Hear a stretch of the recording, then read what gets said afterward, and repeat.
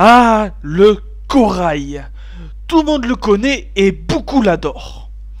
Mais savez-vous tout sur le corail? C'est ce que nous allons voir.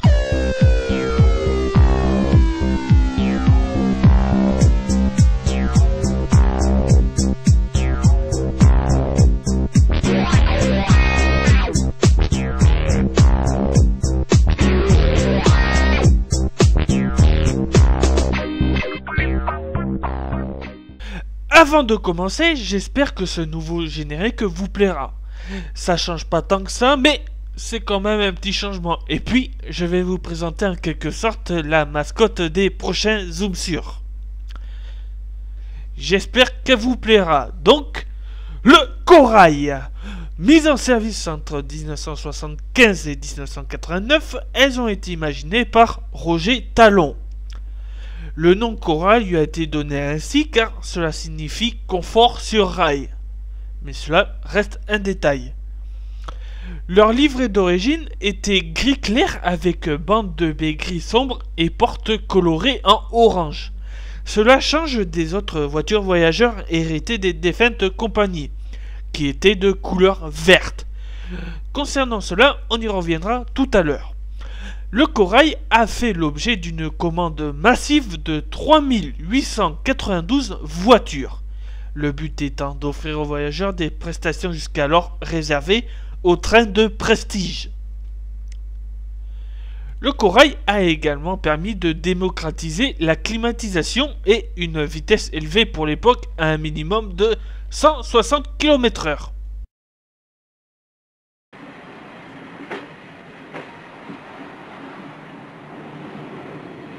Depuis 10 ans, la SNCF n'avait pas construit de voiture de deuxième classe d'un niveau de confort acceptable. C'est pourquoi il fallait qu'en 4 ou 5 ans, elle soit capable de rattraper le temps perdu et de construire des voitures qui tiennent compte à la fois des aspirations, des désirs, des souhaits de la clientèle de deuxième classe.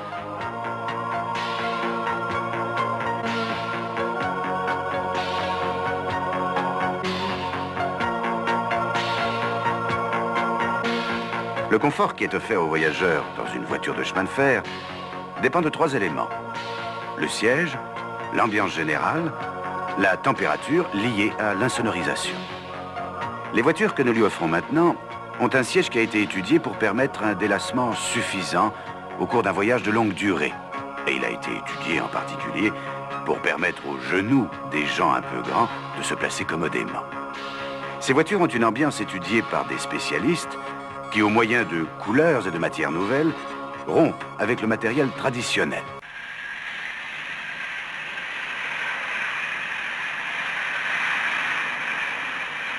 Ces voitures, il a été décidé de les engager sous forme de rames homogènes en joignant aux voitures de deuxième classe à couloir central des voitures de première classe, qui pourraient être soit des voitures à couloir central, soit des voitures à couloir latéral et à compartiment. Les voitures à couloir central permettent, en première classe comme en seconde classe, de servir aux voyageurs à sa place, un plateau repas. Mais les études avaient montré aussi que le couloir des voitures traditionnelles était un espace de détente. Et il a été décidé, pour toutes les rames qui font plus de 3 heures de parcours, d'incorporer 2 ou 3 voitures bar corail, qui offriront aux voyageurs un espace où il pourra à la fois trouver quelques consommations, fumer, s'installer avec d'autres voyageurs sur des banquettes circulaires devant de petites tables. Nous avons le plaisir de vous informer qu'un bar détente est à votre disposition pendant tout le parcours. Vous y trouverez un assortiment d'assiettes froides, des croque-monsieur, sandwichs, café et consommation. Une vente de revues y est également assurée.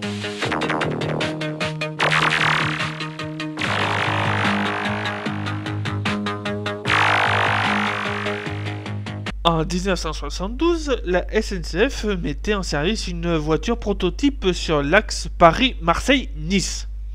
De conception relativement proche des voitures USI dont on reviendra tout à l'heure, la voiture proposait de nouveaux aménagements intérieurs, mais pas encore la climatisation. Finalement, le choix de généraliser cet équipement s'imposa pour renforcer la stratégie basée sur le confort et la vitesse. Cependant, l'arrivée du TGV leur fait de l'ombre au fil des ouvertures des LGV. Mais la régionalisation fut une opportunité pour elles. Certes moins noble au Corail, avec tout de même à leur actif les TER 200 en Alsace et en Val-de-Loire. Mais cette régionalisation, qui allait s'accélérer considérablement avec la poursuite du développement du réseau TGV d'une part, et avec la réforme de 1997 d'autre part, les régions récupèrent ainsi plusieurs centaines de voitures, à commencer par le poids lourd rhône-alpin. En outre, les régions convoitaient les voitures de réversibilité B6DUX. Mais voilà, avec seulement 28 exemplaires, le partage était rapidement effectué. Elles ont connu deux grandes rénovations. Corail Plus dès 1995, puis Théose à partir des années 2000. Certaines voitures affectées au service TER ont été rénovées par les conseils régionaux, sans oublier qu'actuellement elles subissent une grande rénovation avec la livrée Carmillon, en tout cas pour celles qui sont encore en service. C'est d'ailleurs sous la pression des élus locaux que la SNCF engagea la rénovation des voitures Théose, dont les aménagements avaient rapidement fané. Les prises de courant en deuxième classe ont d'ailleurs fait enfin leur apparition. La livrée Théose a été abandonnée en raison de problèmes de droit d'image et d'une mauvaise tenue du pelliculage, au profit de la nouvelle et austère identité de la SNCF gris matisé et gris sombre en base rehaussé d'un filet et porte Carmillon. Les trains de nuit ou intercités de nuit anciennement linéaires sont aussi composés par des voitures Corail. Elles ont par leur part bénéficié d'une rénovation à la fin des années 90 dans le cadre de la nouvelle offre linéaire avec une évolution du service, coffret d'accueil, nouvelle couette, création d'un espace service et distribution de boissons et friandises, suppression des arrêts en pleine nuit, politique d'accueil différenciée pour les femmes seules, est accompagné d'un pelliculage déclinisation plus discrète de la décoration Théose. Une rénovation pour les corails de nuit pour les lignes encore existantes serait en cours. Les voitures Corail et VSE suivent les recommandations de la norme UIC-Z. Elles ont une longueur de 26,40 mètres, une intercirculation par bourrelet en caoutchouc de type UIC, climatisation sauf pour les B6, D, D2, VU75 et SO, d'où la nécessité d'une locomotive alimentant en 1500 volts continu au minimum. Elles ont aussi deux types de portes, l'une pliante, l'autre coulissante. Cela est surtout le cas pour les dernières construites.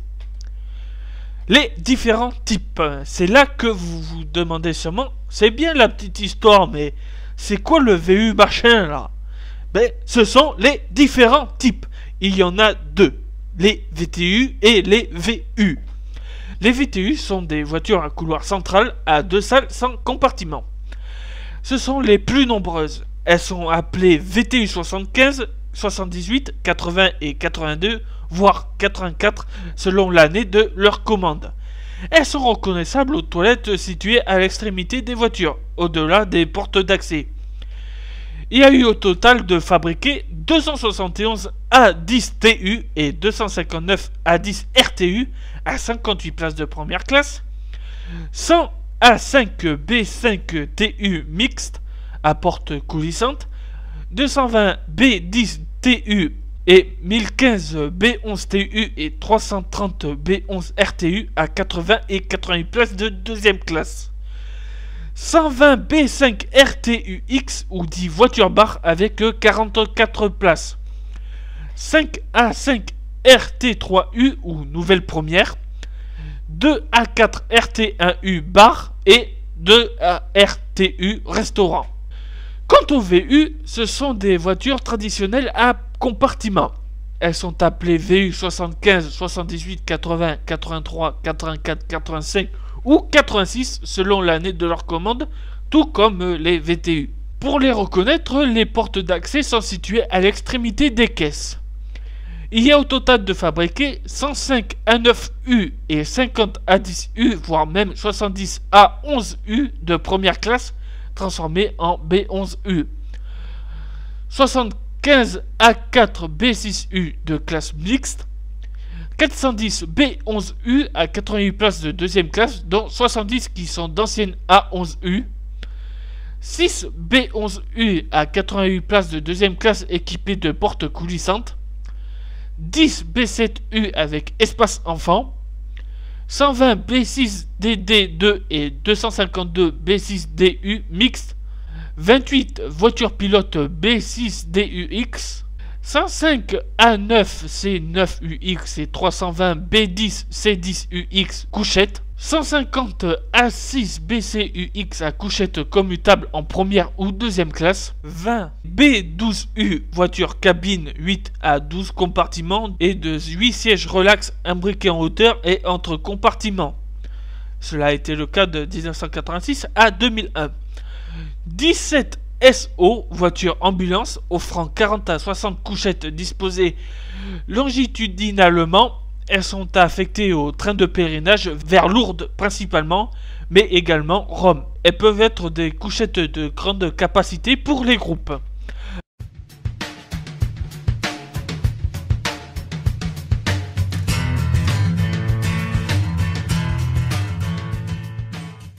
Attention, les voitures Corail sont cependant à ne pas être confondues avec les voitures standards européennes ou VSE, qui ne sont pas à proprement parler des voitures Corail. Mais la date de leur construction, de 1976 à 1968, et leurs caractéristiques font qu'elles en sont très proches.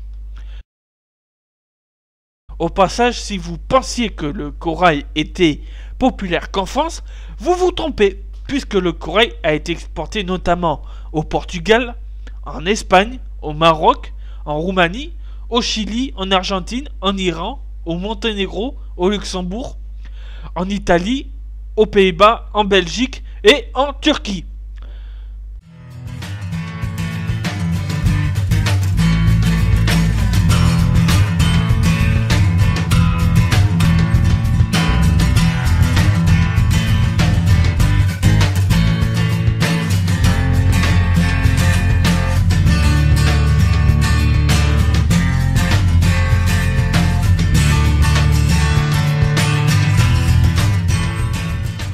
Conclusion, le Corail est une voiture, si ce n'est globalement un train de légende. Aucun train à ce jour n'est arrivé à égaler son confort, même pas le TGV. Malheureusement aujourd'hui, le Corail se meurt, de même que les lignes de nuit, victimes d'incompétences de gouvernements successifs et de très mauvaises décisions de la part de la SNCF. Aujourd'hui, les Corail vont se faire remplacer par des Coradia linéaires, sœurs des fameux Regiolis, dont leur inconfort a été fortement décrié par les usagers. Quelle ironie pour un train qui est inconfortable de vouloir remplacer celui qui est confortable. Ce zoom sur le Corail est à présent terminé. Si ce zoom sur vous a plu, n'hésitez pas à me le dire en commentaire. De même, ce qui vous a pas plu ou à me dire si j'ai oublié un détail. N'hésitez pas aussi à me suggérer des sujets. Quant à moi, je vous dis à un prochain zoom sur et à la prochaine!